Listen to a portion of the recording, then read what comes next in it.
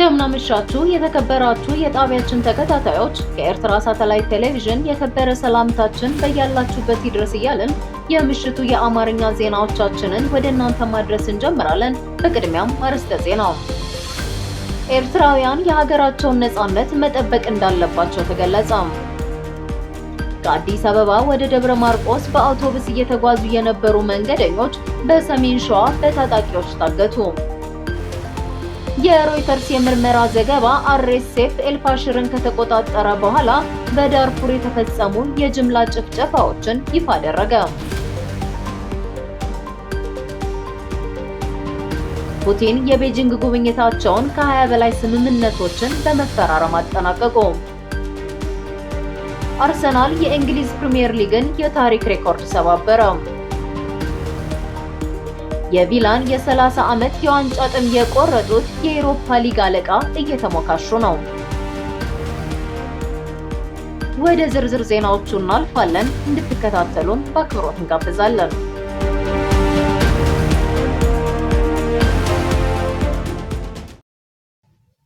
ኤርትራውያን የሀገራቸውን ነጻነት መጠበቅ እንዳለባቸው ተገለጸ። በሀገር ውስጥና በውጭ የሚገኙ የኤርትራ ዜጎች የሀገራቸውን ነጻነት መጠበቅ እንዳለባቸው የተለያዩ አስተያየት ሰጪዎች በማህበራዊ ሚዲያ እየገለጹ ይገኛሉ።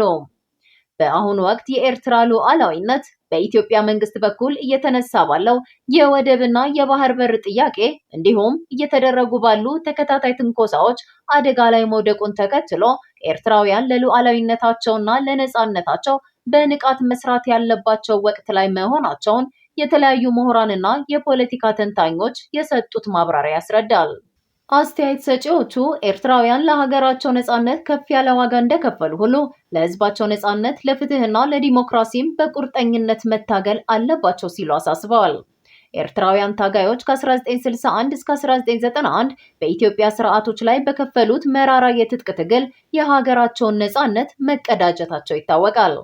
በህግደፍ ስርዓት ላይ የሚደረገው ሁለንተናዊ ትግልም የሀገሪቱን የነጻነት ቀን ምክንያት በማድረግ እያንዳንዱ ኤርትራዊ ዜጋ ተደራጅቶ ትግሉን ማቀጣጠል እንዳለበት ኤሪሳት ያነጋገረቻቸው ፖለቲከኞች ማሳሰቢያ ሰጥተዋል።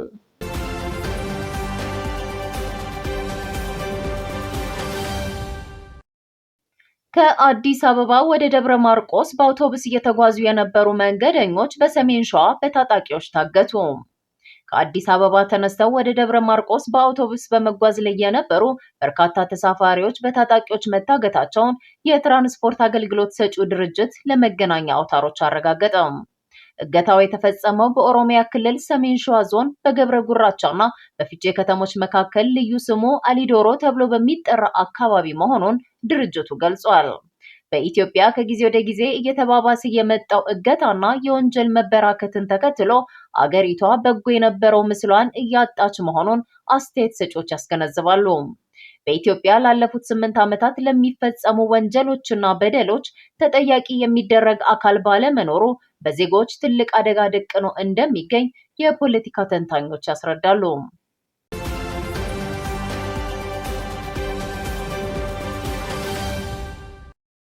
የሮይተርስ የምርመራ ዘገባ አርኤስኤፍ ኤልፋሽርን ከተቆጣጠረ በኋላ በዳርፉር የተፈጸሙ የጅምላ ጭፍጨፋዎችን ይፋ አደረገ። የሮይተርስ የዜና ወኪል ይፋ ያደረገው ሰፊ የምርመራ ዘገባ የሱዳኑ የፈጣን ድጋፍ ኃይል በዳርፉር ክልል የሱዳን ጦር ይዟት የነበረችውን የመጨረሻዋን ስትራቴጂካዊ ከተማ ኤልፋሽርን እንደ አውሮፓውያኑ አቆጣጠር በጥቅምት 2025 ሙሉ በሙሉ በቁጥጥሩ ስር ካደረገ በኋላ ባሉት 3 ቀናት ውስጥ የፈጸማቸውን ያልተቋረጡ የጅምላ ጭፍጨፋዎች፣ ያለ ፍርድ የተፈጸሙ ግድያዎችና ሰብአዊ ጥሰቶች በምስልና በሰነድ አስደግፎ ይፋ አድርጓል። ሞት በዳርፉር የ3 ቀናት አስፈሪ ክስተቶች በካሜራ ሲቀረጹ በሚል ርዕስ የተዘጋጀው ይህ የምስል ምርመራና ዘጋቢ ፊልም ራሳቸው የአርኤስኤፍ ታጋዮች ቀርጸው በማህበራዊ ሚዲያ ላይ ያሰራጩትን በመቶዎች የሚቆጠሩ ተንቀሳቃሽ ምስሎች መሰረት ያደረገ ነው። ሮይተርስ ሱዳን ዊትነስ ከተሰኘው የክትትል ፕሮጀክት ጋር በመተባበር የመልክዓ ምድር መረጃዎችን፣ የቪዲዮ ትክክለኛነት ማረጋገጫዎችንና ከተረፉ ሰዎች የተገኙ ምስክርነቶችን በማጣመር ከተማዋ ለ18 ወራት ከተከበበች በኋላ በታጣቂዎች እጅ በወደቀችበት በጥቅምት 25 እና 27 ቀን 2025 መካከል የነበረውን አስፈሪ የክስተቶች ሂደት ደረጃ በደረጃ መልሶ ማቀናጀት ችሏል። የምርመራ ዘገባው ዋነኛ ትኩረት አቡ ሉሉ ወይም የኤልፋሽር አራጅ በሚል ቅጽል ስም የሚታወቁት የአርኤስኤፍ ብርጋዴር ጀኔራል አልፋትህ አብዱላህ እድሪስ ላይ ያነጣጠረ ሲሆን ሮይተርስ ትክክለኛነታቸውን ባረጋገጣቸው 4 ቪዲዮዎች ላይ አዛዡ ከተማዋ በቁጥጥር ስር በዋለችበት በጥቅምት 27 ቀን ምንም አይነት መሳሪያ ያልታጠቁ ቢያንስ 15 ምርኮኞችን በገዛ እጃቸው በጥይት ሲረሽኑ ታይተዋል። ሮይተርስ ያነጋገራቸው የአይን ምስክሮች በበኩላቸው ጄኔራሉ ሴቶች፣ ህጻናትና አንዲት ነፍሰ ጡር ሴትን ጨምሮ በንጹሃን ዜጎች ላይ የተፈጸሙ የጅምላ ግድያዎችን በበላይነት መምራታቸውን አረጋግጠዋል። በምርመራው መሰረት የተፈጸመው ግፍ ከጦር ሜዳ ውጊያ አልፎ ሰፊ የጅምላ እስራቶችን፣ አፋጣኝ የግድያ እርምጃዎችን፣ ከቤት ወደ ቤት እየገቡ ሰዎችን መረሸንን፣ ዘረፋን እንዲሁም በነዋሪዎች ላይ ዘረኛ ስድቦችንና ማንቋሸሾችን ያካተተ ነበር። በተባበሩት መንግስታት ድርጅት ቀደም ሲል በወጣ ሪፖርት በከተማዋ ላይ በተሰነዘረው ጥቃትና ከተማዋ በታጣቂዎች እጅ ከወደቀች ማግስት በነበሩት ቀናት ከ6000 በላይ ሰዎች መገደላቸውንና አንዳንድ ድርጊቶች የዘር ማጥፋት ወንጀል መገለጫዎችን ያሳዩ እንደነበር መግለጹ ይታወሳል። ሮይተርስ አክሎ እንደዘገበው የሰሜን ዳርፉር አዛዥ ጌዶ ሐምዳን አቡ ናሹክን ጨምሮ ሌሎች ከፍተኛ የአርኤስኤፍ አዛዦች ግድያዎቹ በተፈጸሙባቸው አካባቢዎች በቦታው ተገኝተው ነበር። ዓለም አቀፍ ውግዘትንና ጫናን ታኮ አቡ ሉሉ በአርኤስኤፍ ለጥቂት ጊዜ ታስረው የነበረ ቢሆንም በሚስጥር ተለቀው እንደ አውሮፓውያኑ አቆጣጠር በ2026 መጀመሪያ ላይ ወደ ውጊያ ግንባር መመለሳቸውን ሮይተርስ የጠቀሳቸው ምንጮች አመልክተዋል። አርኤስኤፍ በበኩሉ የቀረበበትን ክስ ያስተባበለ ሲሆን በጥሰቶቹ ዙሪያ ምርመራዎች እየተካሄዱ መሆኑን ቢገልጽም እስካሁን በይፋ የቀረበ የምርመራ ውጤት የለም።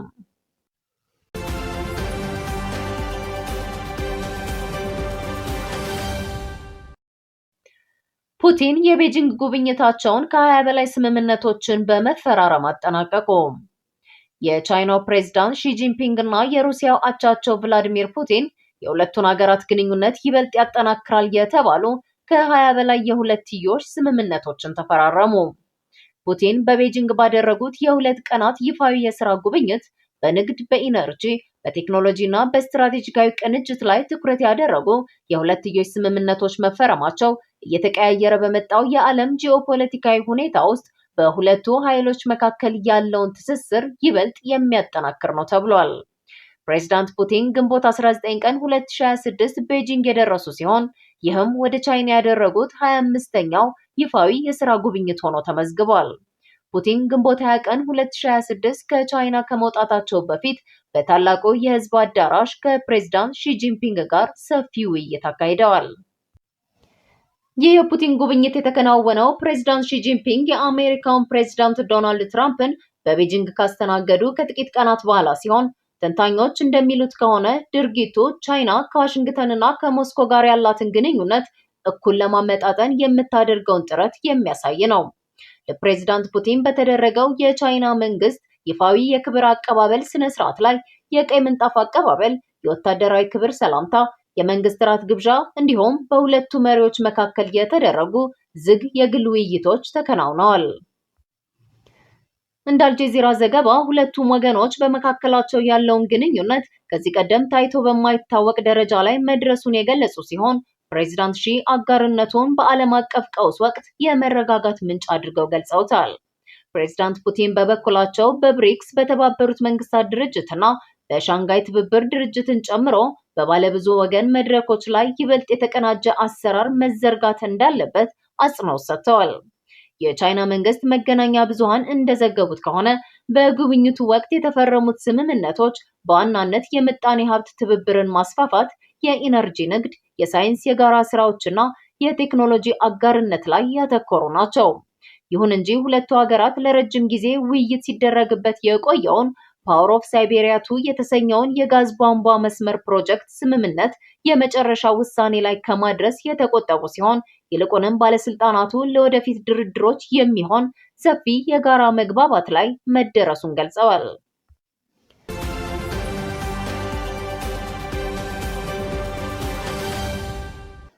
በመጨረሻም የስፖርት ዜናዎችን እናስከትል። አርሰናል የእንግሊዝ ፕሪሚየር ሊግን የታሪክ ሬኮርድ ሰባበረው። መድፈኞቹ የ22 ዓመታት የዋንጫ ድርቃቸውን በታላቅ ድል ባበቁ ማግስት በእንግሊዝ እግር ኳስ ታሪክ ከፍተኛውን የገቢ መጠን በመሰብሰብ አዲስ የፋይናንስ ታሪክ አስመዝግበዋል። ክለቡ በዚህ የውድድር ዘመን 760 ሚሊዮን ፓውንድ ገቢ ማግኘቱን ያረጋገጠ ሲሆን በሃንጋሪ ቡዳፔስት ከፓሪስ ሰን ዠርሜን ጋር በሚያደርገው የቻምፒየንስ ሊግ ፍጻሜ ጨዋታ ላይ ድል የሚቀናው ከሆነ አጠቃላይ ገቢው ወደ 770 ሚሊዮን ፓውንድ ከፍ ይላል ተብሏል። ይህ አስገራሚ አሃዝ ማንቸስተር ሲቲ ቀደም ሲል አስመዝግቦት የነበረውን የ715 ሚሊዮን ፓውንድ የፕሪሚየር ሊግ ከፍተኛ የገቢ ሬኮርድ በይፋ የሰበረ ነው። ዘ ታይምስ ጋዜጣ ይፋ እንዳደረገው ከሆነ አርሰናል ይህንን ግዙፍ የፋይናንስ አቅም ሊገነባ የቻለው ከከፍተኛ የቴሌቪዥን ስርጭት መብት ሽያጭ፣ ከስታዲየም መግቢያ ቲኬትና ከዋና ዋና ስፖንሰሮቹ እንደ ኤሚሬትስ እና አዲዳስ ከሚያገኛቸው የፋይናንስ ቦነሶች መሆኑ ተዘግቧል።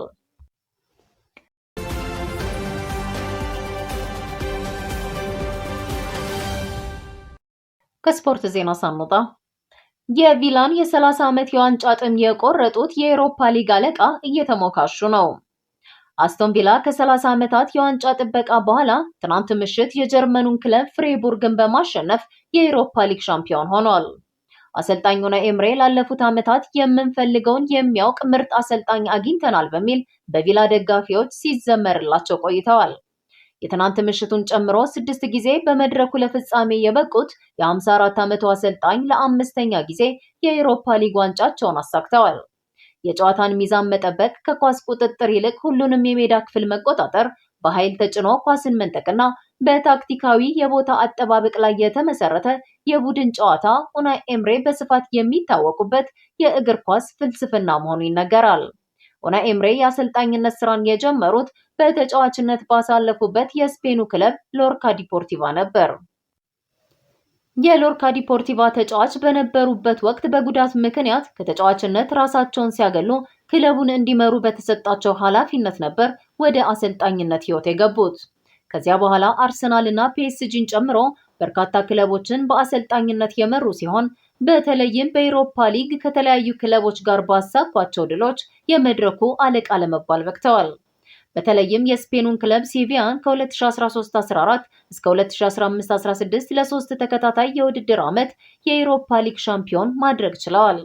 ኤምሬ አርሰናልን ጨምሮ ከተለያዩ ክለቦች ጋር በአጠቃላይ 6 ጊዜ ለአውሮፓ ሊግ ፍጻሜ የደረሱ ሲሆን በፈረንጆቹ 2019 መድፈኞቹን እየመሩ በፍጻሜው በቼልሲ 4-1 ተሸንፈው ዋንጫውን ተነጥቀዋል።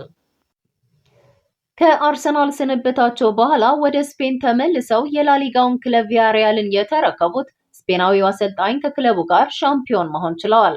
ኤምሬ አስቶን ቪላን ከተረከቡ ወዲህ ክለቡ ለ3 ተከታታይ ዓመታት ሻምፒየንስ ሊግን ጨምሮ በቋሚነት በአውሮፓ መድረክ ተሳታፊ ለመሆን በቅቷል። አስቶን ቪላ ትናንት ምሽት በቱርክ ኢስታንቡል በተደረገው የአውሮፓ ሊግ ፍጻሜ የጀርመኑን ክለብ ፍሬቡርግን በመርታት ከ30 ዓመታት በኋላ ዳግም ከዋንጫ ጋር ተገናኝቷል። ቪላዎች ከፈረንጆቹ 1996 ወዲህ ለ30 ዓመታት አንድም ዋንጫ ያላሳኩ ሲሆን የምሽቱ ዋንጫ በአውሮፓ መድረክ የ1982ቱን የአውሮፓ ቻምፒየንስ ሊግ ካሸነፉ ከ44 ዓመታት በኋላ የተገኘ አህጉራዊ ዋንጫ ነው። አስደናቂ ጉዞ ላይ በሚገኘው ቡድናቸው ደስተኛ የሆኑት የቪላ ደጋፊዎች የምንፈልገውን የሚያውቅ ምርጥ አሰልጣኝ አግኝተናል በሚለው ህብረ ዜማቸው የቪላ ፓርክ ተጨማሪ ድምቀት ሆነው ቀጥለዋል። የተወደዳችሁ የኤሪሳት አድማጭ ተመልካቾች ለዛሬ ምሽት ያዘጋጀናቸውን የአማርኛ አበይት ዜናዎቻችንን በዚሁ ፈጽመናል። ለነበራችሁ ቆይታ እጅግ እናመሰግናለን። ጤና ይስጥልን።